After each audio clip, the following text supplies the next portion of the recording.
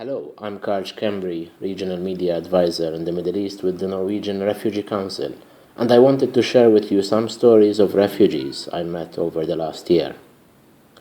This is Ali from Kobani, the Syrian village from where Aylan Kurdi came, the little child we all remember in that photo after he drowned on the shores of Turkey. I met Ali in a little shed in northern Iraq, where he had to flee with his family after their village came under attack. His shop and house were destroyed.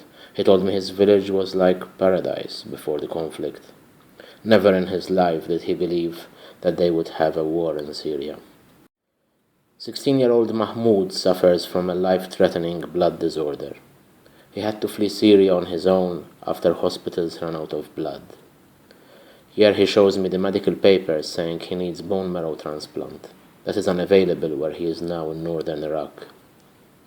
Mahmoud is living with his uncle, who is worried about his deteriorating health. I came across Lamiha when my colleagues were distributing emergency aid to newly displaced families from Ramadi in Iraq.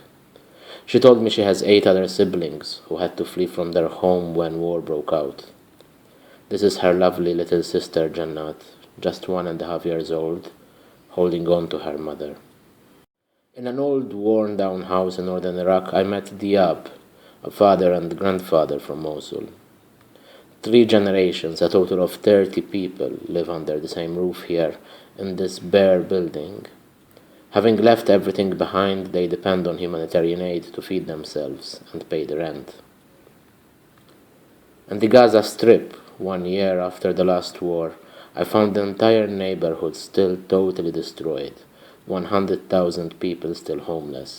Like Riyadh from Beit Hanun, whose house was flattened. I found him living in this metal shack with 9 other family members.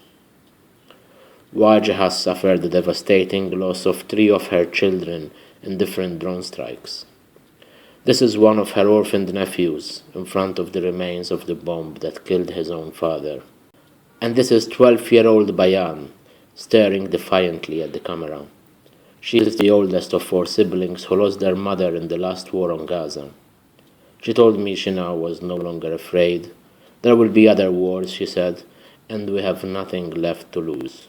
Abir is a Syrian woman who fled from Yarmouk camp to Gaza with her Palestinian husband. She showed me a picture of her children from her first marriage, who were still in Syria. She was heartbroken as she couldn't get back to them and felt she had abandoned them. Alaa lost his leg and fingers when an Israeli bomb landed just outside his house in Rafah.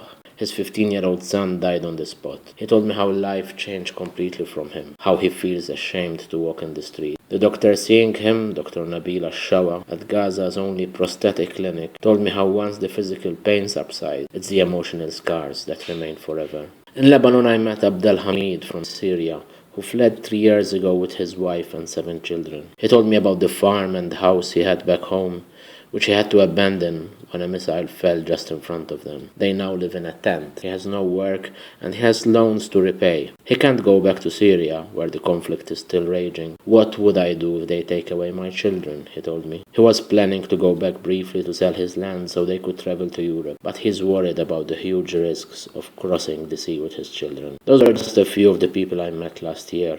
People whose biggest wish for the new year is that they can return home safely and live in dignity, that they can have a future.